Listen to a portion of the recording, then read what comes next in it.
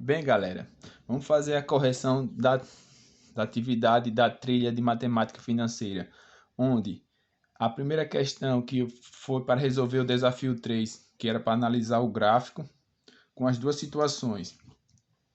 Nós temos no eixo das abscissa a marcação em tempo, em mês, primeiro, segundo, terceiro mês. Eu coloquei para facilitar.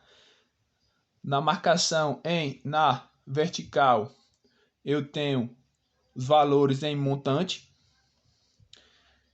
Temos duas situações. Um gráfico em situação de juros simples e um gráfico na situação de juros compostos. Na situação de juros simples, o comportamento do gráfico é linear, enquanto o gráfico em juros compostos, o comportamento dele é exponencial. Analisando o comportamento linear, nós comparamos com uma progressão aritmética. Analisando o comportamento do gráfico da forma exponencial, comparamos com progressão geométrica. As questões pediam que analise bem somente no primeiro mês, após o primeiro mês, que os capitais se equivalem, são iguais. Ou seja, o nosso montante em juros simples é igual ao montante em juros compostos. Pensando bem, eu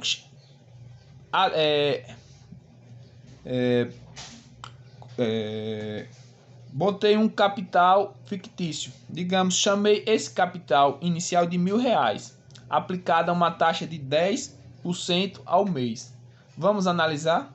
Após um mês, esses capitais se equivalem. 10% de 1.000 é 100. Então, após o primeiro mês, eu vou ter de rendimento, tanto em juros simples como composto, R$100. Eu vou ter de montante R$1.100. Após o segundo mês, no juros simples, eu vou ter R$1.200. Por quê? Se é juros simples, vai sempre acrescentando mais R$100. Começo 1.100, depois 1.200, ao final do terceiro mês, 1.300. Então, a juros simples eu vou ter R$1.200. E em juros compostos, que é juros sobre juros, eu vou calcular 10% em cima de 1.100. Logo, vai dar 1.210 o montante, porque 10% de 1.100 é R$110. R$110 com 1.100 dá 1.210. Ao final do terceiro mês, eu vou ter em juros simples 1.300. Em juros compostos, eu vou ter 10% de 1.210, que dá 121. 121 com 1.210 vai dar um total 1.331. Então, veja que eles não vão ser mais iguais em situações nenhuma, somente ao final do primeiro mês. Para responder a questão 2, onde ele pergunta em qual situação o nosso tempo são iguais, são favoráveis. Quando o tempo for menor de que 1, é mais favorável a juros simples. Agora, quando o tempo for maior de que 1, o prazo, é melhor em juros compostos. Então, essa é a resposta. Responde também o desafio 3. Voltando ao problema 1, onde nós temos uma situação, foi fazer uma compra de um notebook, onde esse objeto à vista custava R$1.700 e a prazo R$240. Aí ele queria saber em quais desta situação é mais vantajoso fazer a compra. Logo, nós temos à vista 1.700, a prazo 2.400. Se vocês analisar, teve um desconto de quanto? 700 para 2.400. Tivemos um desconto de R$700 à vista.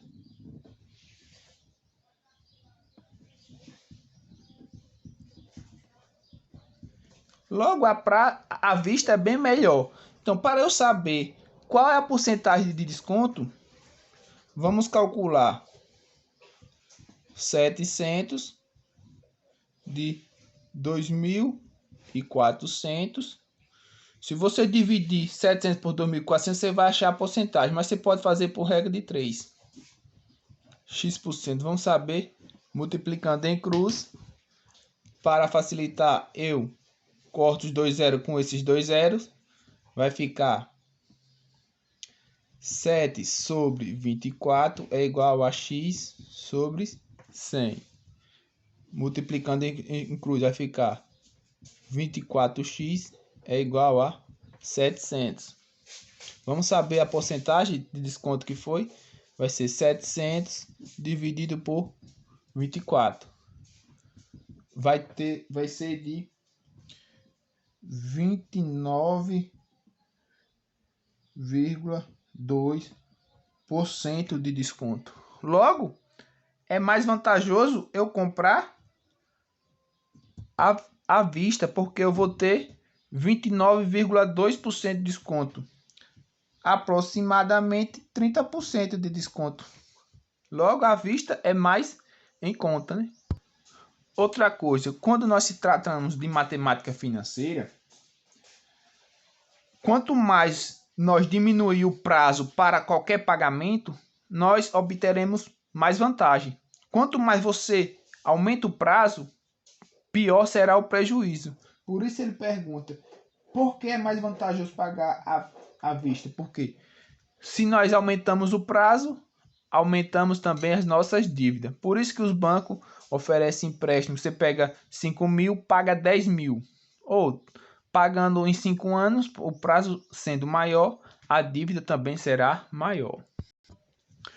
Vamos resolver agora o problema 2, onde nós temos uma situação de um empréstimo bancário, que eu chamei de capital, é o mesmo que o capital, a um prazo de 90 dias, dá um total de 3 meses, que teve um acréscimo de 5% ao mês. Esse acréscimo é a taxa.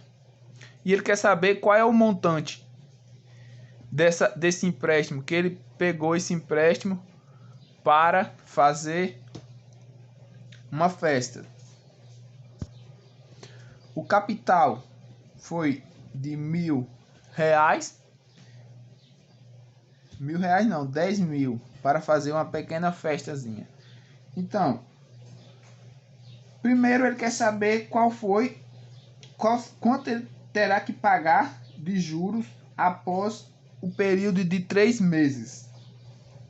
Vamos calcular o valor do nosso juros, né? Juros é dado por capital vezes a taxa vezes o tempo. O capital é 10.000 vezes a taxa 5%. Eu vou deixar na forma de fração, vezes o tempo, ó. Porque na forma de fração eu corto esses 2 zeros com 2 zeros aqui de 10.000. Vai ficar 100 vezes 5 vezes 3. 100 vezes 5 é 500. 500 vezes 3, olha só, ao final de 3 meses, ele vai ter que pagar 1.500 só de juro. Então, ele vai ter que pagar quanto o total ao banco? O montante vai ser o capital, vai ser 10.000 somado com os juros, 1.500. Logo, ele vai ter que pagar para o banco 11.500 ao final de 3 meses. Ele também queria saber se ele resolvesse pagar em 30 dias. 30 dias é igual a 1 mês. O que é que eu vou fazer? Eu vou calcular os nossos juros da mesma maneira, capital vezes a taxa vezes o tempo, só que nesse caso o tempo vale 1 vezes a taxa, que é 5%, vezes 1. Corta esses 2 zeros com esse, vai ficar 100 vezes 5 vezes 1. 100 vezes 5 é 500. 500 vezes 1 é o próprio 500. R$500 de juros ao final de um mês. Logo, ele vai pagar de montante. Se ele fosse pagar esse dinheiro em um mês, veja quando diminui o prazo, o valor será menor da dívida vai ser 10 mil mais 500. Ele vai pagar ao banco apenas 10.500. Então, veja aqui. Quanto menor o prazo, menor será o valor a ser pago quando se trata de empréstimos. No problema 3, nós temos a situação de aplicação de um capital em uma corretora, onde temos dois tipos de rendimento. Primeiro, a aplicação em juros simples e uma aplicação a juros compostos. Vamos saber qual corretora é melhor. Primeiro, ele quer saber o rendimento em juros a uma taxa de 10% ao mês a juros simples. Se ele quer saber o rendimento, ele quer saber os juros. Temos a forma dos juros, que é juros capital vezes a taxa vezes o tempo. Se ele quer saber os juros, capital é R$1.000 vezes a taxa 10%, 10 sobre 100, vezes o tempo. Ele quer aplicar esse dinheiro durante 4 meses. Corta esses dois zeros com esses dois aqui, vai ficar 10 vezes 10 vezes 4. Logo vai ser 10 vezes 10 é 100. 100 vezes 4, 400. Então ele vai ter de rendimento R$400 a juros simples. O rendimento a juros compostos na mesma corretora. Sabendo que o rendimento nesse caso aqui é o mesmo que montante.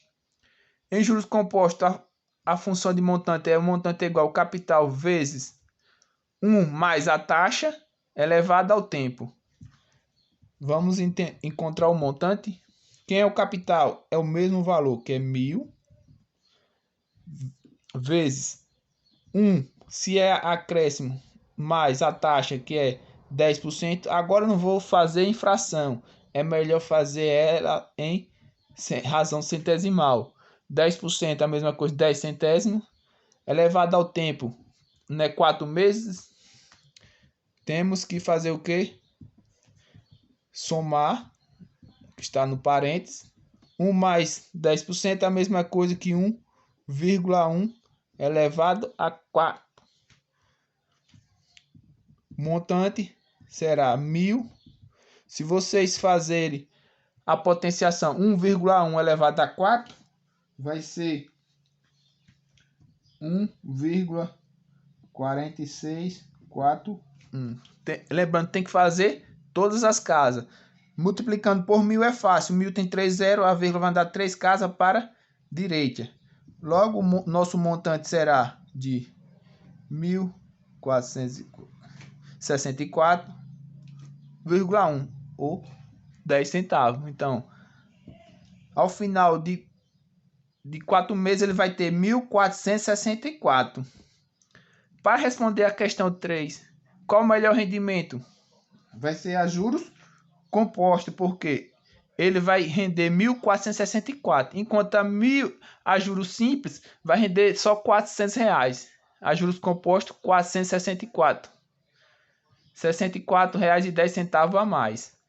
Por quê? Porque a aplicação em juros compostos, o nosso rendimento é de forma exponencial, que nem mostrou no gráfico. E a juros simples, o nosso rendimento é de forma linear, só aumenta aquele valor mensal, enquanto os juros compostos vai ser juros sobre juros.